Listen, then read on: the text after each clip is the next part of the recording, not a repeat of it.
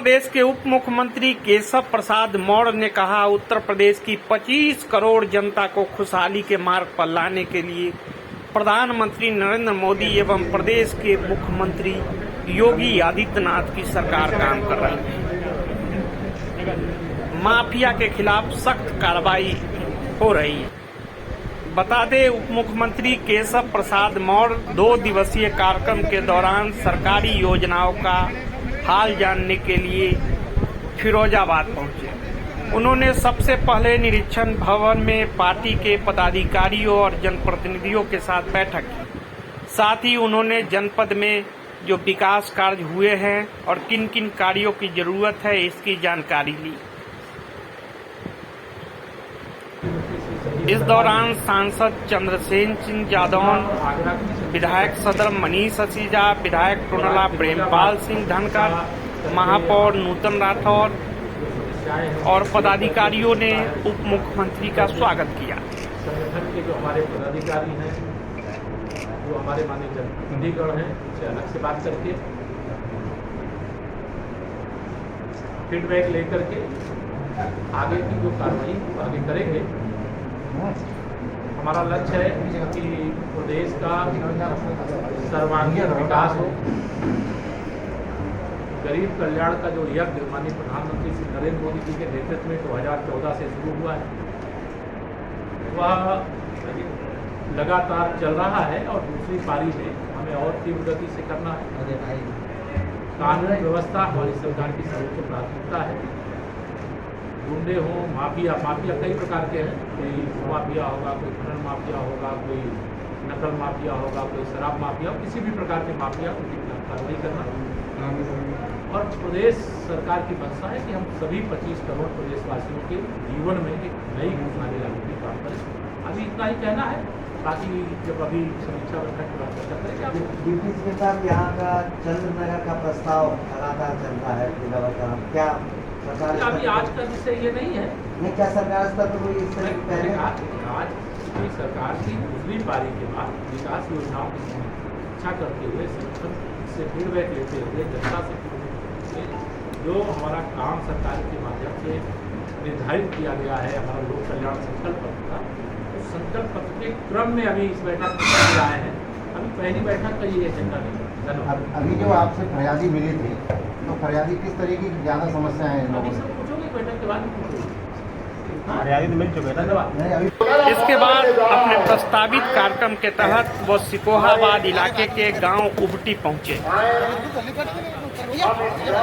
केशव प्रसाद मौर्य ने मेजर ध्यानचंद के नाम से बनाए गए स्टेडियम का लोकार्पण किया।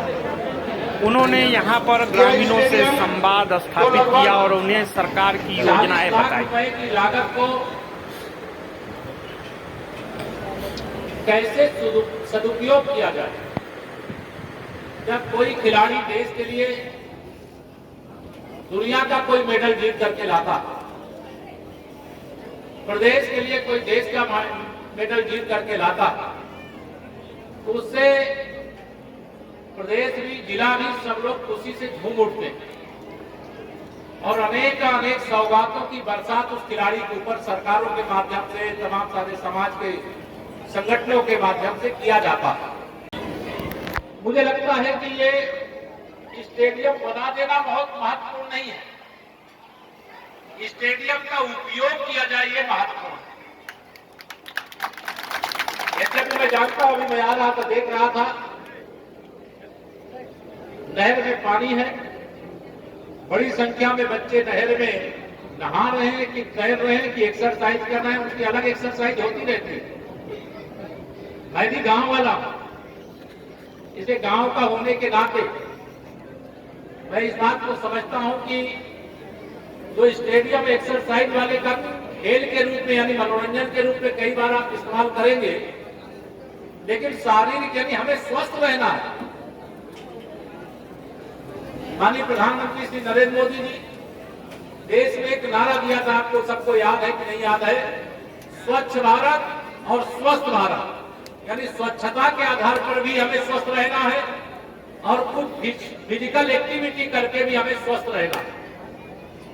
आजकल पहले तो किसी को शुगर हो जाता था, पता भी नहीं चलता था, लेकिन आजकल अगर किसी को शुगर हो जाता है तो उसको डॉक्टर बताते हैं कैसे सुबह तुम टहला करो, यही कहते हैं ना, टहलने के लिए कहते हैं।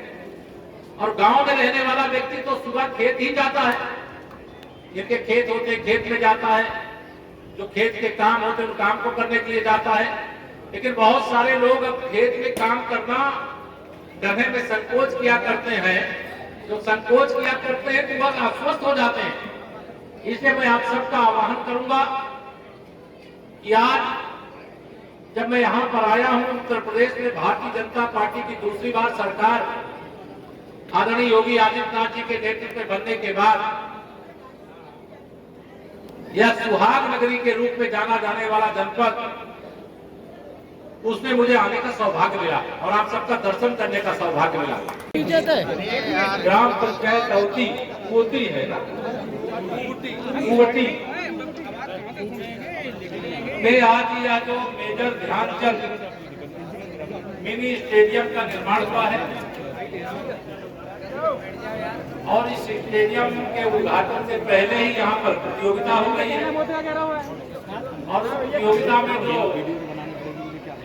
प्रथम, द्वितीय और तृतीय स्थान पाने वाले प्रतिभागी थे उनको सम्मान का प्रमाण पत्र भी दिया गया और सम्मान का प्रमाण पत्र लेकर के ये अपेक्षा रखते हैं और विश्वास भी रखते हैं कि आने वाले समय में अभी गांव की प्रतियोगिता में लोगों ने स्थान अर्जित किया है, फिर जिले की होगी, प्रदेश की होगी, देश की होगी और दुनिया की प्रतियोगिता का भी यहाँ के बच्चे हिस्सा बने। ऐसी मैं शुभकामना आप सबके लिए प्रकट कर, मैंने इसका हिसाब नहीं मांगा, लेकिन समूह के माध्यम से हम अनेक काम करते हैं। जो हमारी माताओं बहनों के पास आय का कोई स्रोत नहीं होता है तो स्वयं अपना कमाई करना शुरू कर देती। कोई समूह बनाए कि नहीं गाँव में महिलाओं का?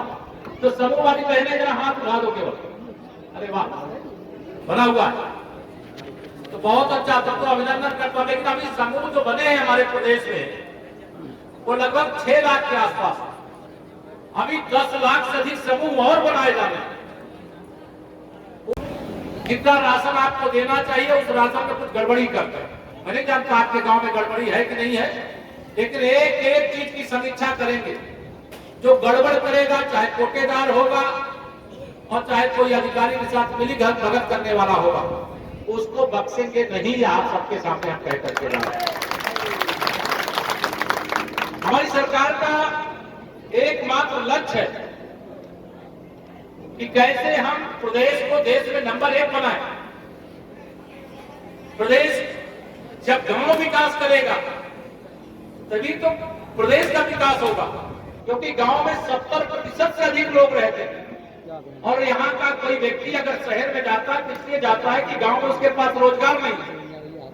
हमारी सरकार का यादी अनेक योजनाएं हैं। अभी हम इसी स्टेडियम में कहेंगे, यहाँ जो जिलाधिकारी भी हैं, यहाँ पे सब विकास से जुड़े अधिकारी हैं।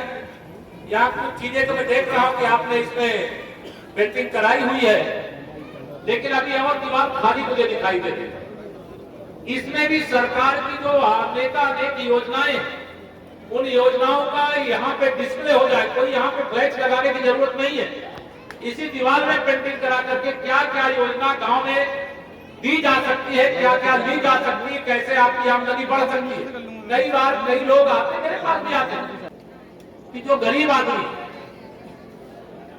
उसका हक बिना भेदभाव के और बिना भ्रष्टाचार के उस तक पहुंच जाए, इसके लिए अनेक प्रकार की योजनाएं चल रही है। मैं उसका विवरण लूंगा तो मुझे अभी आयोजक गण यहाँ पे बता रहे हैं कि मेरा कार्यक्रम लगभग 1 घंटे लेट हो गया। 1 घंटे लेट हो गया, 2.5 घंटा, 1 घंटा 2.5 घंटा। आप लोगों को थोड़ा पहले बताया गया हो कि आप पहले आ जाओ, इसलिए आपके हिसाब से 2.5 घंटा हो गया हो। लेकिन मेरा जो शेड्यूल था उसमें लगभग 1 घंटे विलंब। मैं एक योजना की चर्चा करता, आप सबसे फीडबैक लेना चाहता और बिना डरे, ये सरकार आपकी है। देश में, प्रदेश में डबल इंजन की सरकार है और यह सरकार गरीबों के लिए, किसानों के लिए, मजदूरों के लिए समर्पित सरकार है। युवाओं के उज्जवल भविष्य के लिए समर्पित सरकार है और महिलाओं के माताओं बहनों का सशक्तिकरण करने की वाली सरकार है कि अगर इसके खिलाफ शिकायत करेंगे तो शाम को आकर के हमको मारेगा, हमारे बच्चों को मारेगा, ऐसा डर रहता है ना लोगों को। लेकिन अब डरने की जरूरत नहीं। अगर किसी को लगे कि अपना नाम नहीं लिखना है तो बिना नाम लिखे भी आप शिकायत कर दीजिए, लेकिन सही शिकायत करिएगा। हम उसकी जांच करवा करके भी ऐसे माफियाओं के खिलाफ कठोर से कठोर कार्रवाई करेंगे। हम भयमुक्त उत्तर प्रदेश बनाना चाहते हैं। भयभीत अगर कोई हो उत्तर प्रदेश में तो कोई अपराधी है वो भय में रहे, कोई माफिया है वो भय में रहे, लेकिन जनता भयमुक्त रहनी चाहिए। जनता को डर नहीं लगना चाहिए, डर केवल अपराधी को लगना चाहिए। हम एक ऐसे वातावरण का निर्माण प्रदेश में कर रहे हैं। बहुत सारी बातें आप सबसे मैं पूछता कि आप भी कुछ बता दो, आपके गांव में जो विकास का काम हो रहा है उसमें कोई गड़बड़ी तो नहीं हो रही है, लेकिन उतना समय का आज अभाव रहेगा।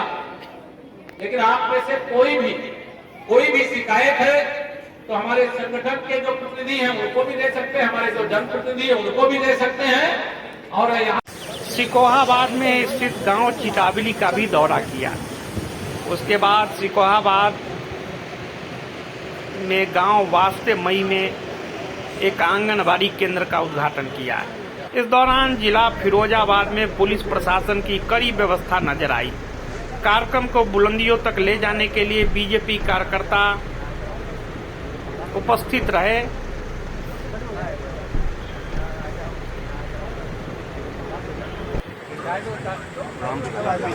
बुधवार के कार्यक्रम के बाद गुरुवार की सुबह की शुरुआत चाय के साथ हुई।